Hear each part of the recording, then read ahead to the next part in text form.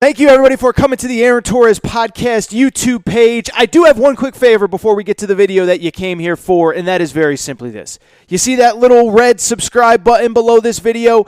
Go ahead, smash that subscribe button. It really does help me. It really does help this channel grow and my audience grow. So go ahead and hit that red subscribe button. And now, here is the video that you came here for. And so to me, the more interesting story coming out of this game is Nebraska. And when I look at Nebraska, longtime listeners of this show know, yeah, at times I can be a little, I'll say this. I do think I've probably been more critical of Scott Frost than pretty much everybody else in the college football media, pretty much everybody else in the media. Like, I do think I have been. I think last year I said PJ Fleck is everything that the media wants Scott Frost to be: young, successful, ambitious, program builder, whatever. But before I go in on Nebraska, I do want to repeat what I said last week. And that is that I do give Scott Frost a ton of credit, right? Because this year, when Big Ten football was on the front lines, he was one of the guys that was fighting the hardest out of everybody to get Big Ten football played. And I do think, in general, it would have been easy for a guy like that to kind of fight the other direction, to kind of stay in the background, to kind of keep quiet, to not be on the front lines and fight. When you're in Nebraska and you're coming off a 4-8 season and then a 5-7 season a year ago, so basically 4-8, 5-7 in Scott Frost's first 2 years, I think it would have been easy for Nebraska to just kind of sit in the background and say, you know what? If this season doesn't get played, I don't think that's the worst thing for this program. Give us another year to recruit. Give us another year to get some of these seniors out of here or get them a year older and to get this thing in a better place than it is. I can tell you this. I know this from talking to people across the Big Ten in August and September. There were some programs that were not fighting for this season at all. I don't want to name names, but you can probably figure them out. Not very good, long way to go. And I think there were a lot of programs that were kind of sitting there saying, you know what? If we don't play this year, it's not the worst thing for us, right? So I give Nebraska a ton of credit for fighting for this season. They didn't have to, but Scott Frost, I believe more than anybody, was out there being vocal. Scott Frost, if you remember, Nebraska was the first school that said, well, if the Big Ten isn't going to let us play Big Ten games, we'll go schedule a bunch of out-of-conference games. We don't care. We want to play. So I love the competitive spirit, and I will give Nebraska credit for this. I thought for large stretches on Saturday, they looked like a much improved football team. If you watch the game, you know that it was 14-14 late in the second quarter, They were competing with Ohio State. They were playing well. And even late into the third quarter, they were in pretty good shape. They were down 31-14 at one point. Adrian Martinez fumbles the football. All of a sudden, a 17-point lead becomes 24 points, and it's basically insurmountable. So I do want to give Nebraska credit. Before I absolutely crush them, I do want to give them a little bit of credit because I do think that they are clearly an improved football team. But I also got to call a spade here.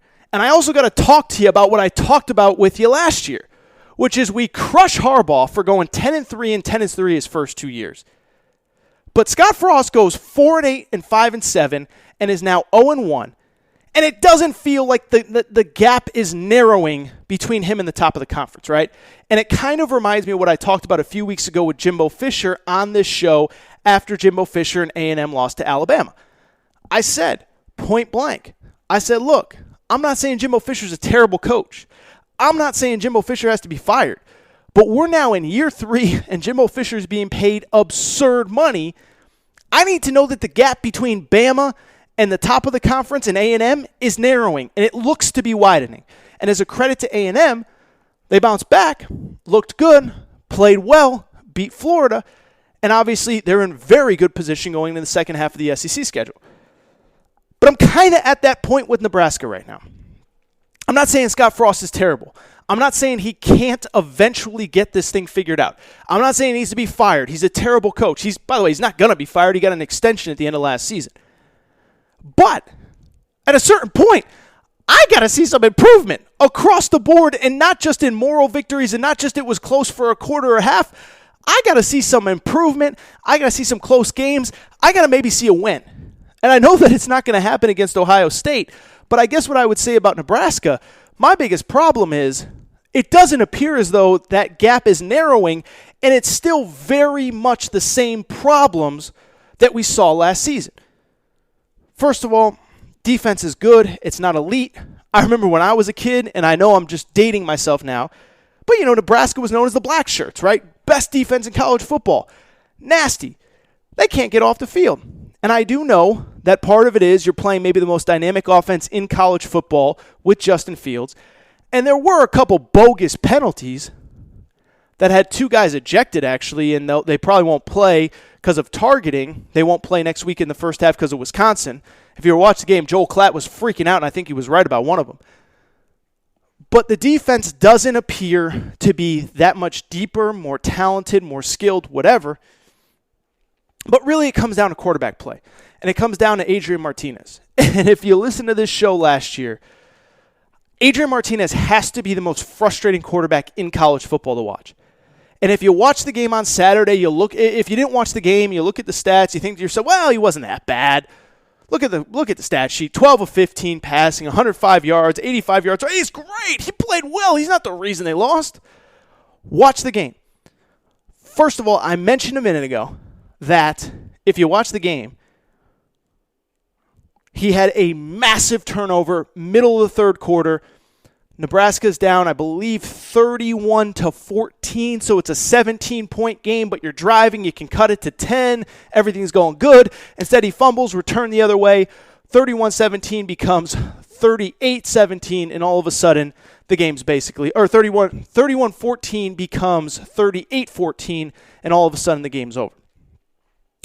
He also, on the very next drive, I should mention, takes the team down the field, gets into the red zone, has a wide receiver wide open, and fires it 1,000 miles an hour at his wide receiver. It goes between his hands. You got to settle for a field goal. And so to me, this is my frustration with Nebraska. The little things are not getting better. The little things are not being corrected. Quarterback play is not being improved when you have one of the greatest quarterbacks in the history of the program as the head coach. And so I don't know what the answer is. Maybe Nebraska really is pretty close to breaking through, and I don't think it's inconceivable that that could happen. Obviously, I'm not judging their entire season based on how they played against the number 3 or number 4 team in the country. And there were close games last year. I mean, they lost the last game of the season by 3. They lost, I believe, 4 games by 4 points or less. So in theory, they could be close to at least breaking through, to at least beating the teams that they should. I'm not saying they got to beat Ohio State or Michigan or even Wisconsin. They should be able to beat Iowa, though. Should be able to beat Illinois, who they didn't beat last year. Should be able to beat Purdue, who they did not beat last year. They got crushed by Minnesota. Love PJ Fleck. They should probably be a little bit further along. And so I do think these next couple weeks are a huge barometer, a huge test for Scott Frost, in the same way they were huge for Jimbo Fisher a few weeks ago. Because this is now year 3. This is not year 1. This is not year 2. You can't blame the culture. You can't blame the old players from the old regime. You've been there now 3 years. You have your guys. You have your system. You have your offense. You have your defense. Your recruits are now juniors. So, what is the excuse that things are not working out? Because there is none. And so I don't know if it comes down to a quarterback change. I don't know if Adrian Martinez just isn't the answer, and I think that the truth might be that he's not the answer and that Scott Frost is trying to give him the benefit of the doubt. I don't know if that's the answer. I don't know what it is, but I will say, these next few weeks I think are going to largely define if Scott Frost is the guy to get it figured out. Because it ain't getting any easier. They play Wisconsin this weekend. Now, I will say, Nebraska may have finally caught a break because of the fact that Wisconsin, it appears as though that star freshman quarterback, Graham Wirtz, who was phenomenal on Friday night, that he may actually be not able to play because of a positive COVID test. So maybe this is the break that Nebraska needs. But they got Wisconsin this week, then they play Northwestern, then they play Penn State. And so these next few weeks are huge for this program. At some point, you got to narrow the gap. At some point, you got to be competitive against these good teams. At some point, you got to justify, hey, I was the hot young coach. I got to prove that I belong here and that I deserve this job. And so, again, impressed by him overall. Impressed by the fact that Nebraska is willing to fight for this season. But, man, I got to see some results. And on Saturday, I saw a lot of the same stuff that I have been seeing all along.